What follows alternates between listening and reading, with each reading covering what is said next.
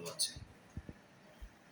ঈদুল আজহার আজ তৃতীয় দিনে আমি আপনাদের মাধ্যমে সকলকে জানাতে চাই যে বাংলাদেশ আল্লাহর রহমতের উপরে আজকে চলছে। এদেশের মানুষ, জনগণ সকলে আমরা দেশকে এগিয়ে নেওয়ার জন্য চেষ্টা করছি। আজকে দেশের শিল্প খাতগুলি একে একে সব ধ্বংসের দ্বার প্রান্তে পৌঁছে গেছে। বিশেষ করে পাট শিল্প শেষ। এরপরে সম্ভাবনাময় যে একটি শিল্প ছিল, যেটা চামড়া শিল্প, আজকে এই শিল্পটাও একদম ধ্বংসের শেষ স্তরে পৌঁছে গেছে। অত্যন্ত দুঃখজনক হলেও সত্য, বিগত কয়েক বছর ধরে বাংলাদেশের চামড়ার দরপতন, চামড়ার দাম এত নেমে গেছে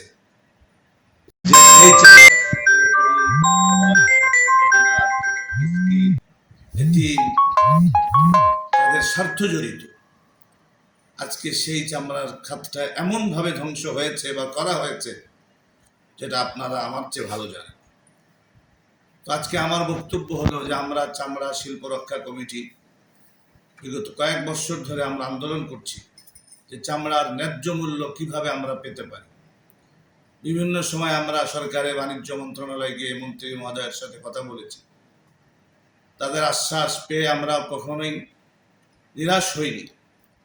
আমাদের দেশের উলামায়ে কেরাম এক পর্যায়ে গিয়ে সিলেটের উলামায়ে কেরামের একটা বিরাট জামাত, তারা সম্মিলিত সিদ্ধান্ত নিয়েছিল এবছর যে তারা চামড়া উঠাবে না, চামড়া সংগ্রহ করবে না।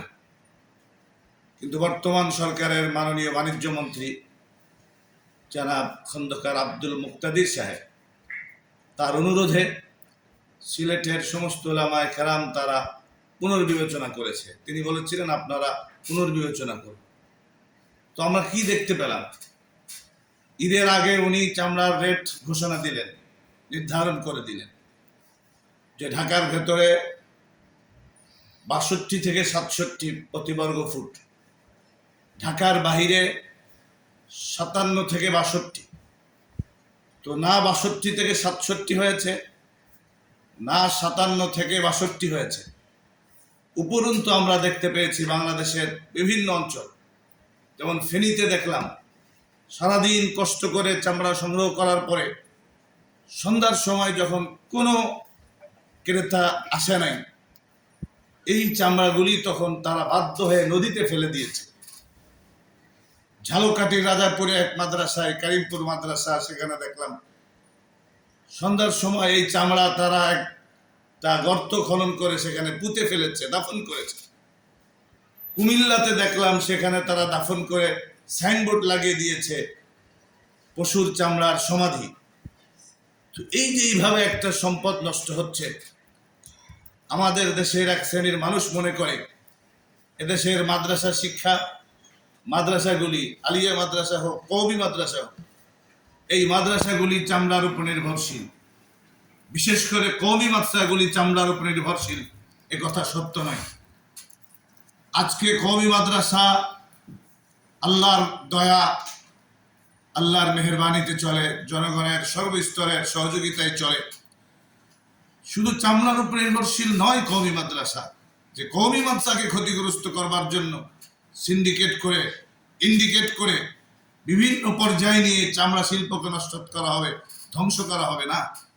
চেয়েছিলাম গণপ্রজাতন্ত্রী বাংলাদেশ সরকারের মাননীয় প্রধানমন্ত্রী জনাব তারেক সাহেব, উনি যেইভাবে বিভিন্নভাবে আমাদেরকে উদ্বুদ্ধ করছেন, নিজে ড্রাইভ করে চলছেন। কালকে ঢাকাতে উনি নিজে গাড়ি চালিয়ে বিভিন্ন জায়গার মধ্যে দেখছে যে রাস্তাঘাট পরিষ্কার হয়েছে কিনা। হ্যাঁ, সিটি কর্পোরেশনের কাজ বাড়ছে। আগে তাদের কাজ ছিল খড়কুটা পরিষ্কার করা, গোবর পরিষ্কার করা।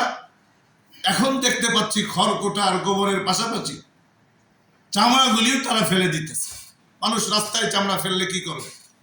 তো কর্পোরেশনের কাজ বাড়তে পারে, এইভাবে যদি চলতে থাকে তাহলে সরকারের ভাবমূর্তি নষ্ট হবে। চামড়া ব্যবসায়ী যারা, তারা যদি মনে করে এটা করে আমাদেরকে তারা ক্ষতিগ্রস্ত করবে, না উপরন্তু তারাই ক্ষতিগ্রস্ত হবে। আর যদি সরকার, চামড়া ব্যবসায়ী সবাই মিলে ওই শিল্পকে বাঁচানো না যায়, তাহলে এটা রেখে লাভ কি? কখনো হাজারীবাগ থেকে সাভারে নেওয়া, কখনো বৈদেশিক মুদ্রার কথা বলা, বিভিন্ন মুখরোচক আওয়াজ তুলে এইভাবে প্রতারণা করার কোনো প্রয়োজন নেই। বরঞ্চ এই শিল্পটাকে বাংলাদেশ থেকে না, এটা আর কিছুই করা যাবে না। চাহিদা পর্যাপ্ত রয়েছে বিদেশে এবং সংগ্রহ হচ্ছে কাঁচামাল। চামড়ার দ্বারা যেই মালগুলি আমরা দেখতে পাই, ব্যাগ, জুতা, সেগুলোর দাম তো কমে না।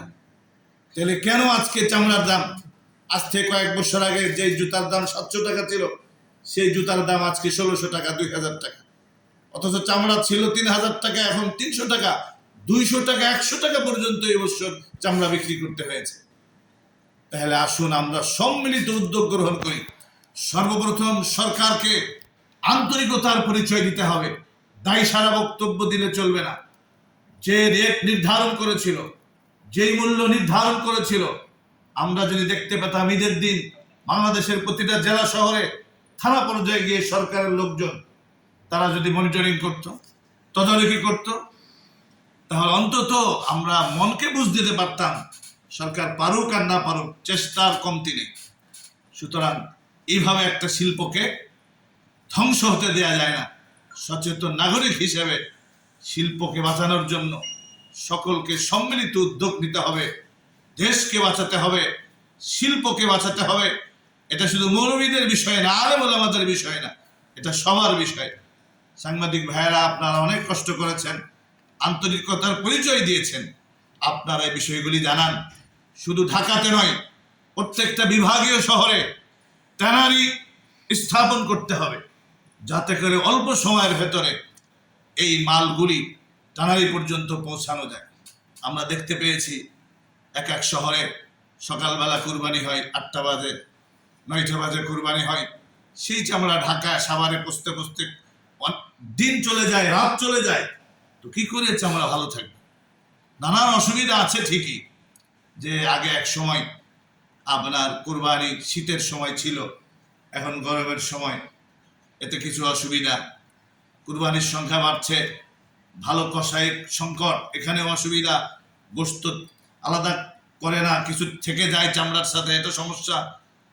বাহিরের সমস্যা, সব সমস্যা ঠিক আছে। তাহলে আমরা তো দেখতে পাচ্ছি এই চামড়ার সমস্যা আগাগোড়া একটা সমস্যা। কিন্তু এই সমস্যা সমাধান করবে অবশ্যই আমাদেরকে এগিয়ে আসতে হবে।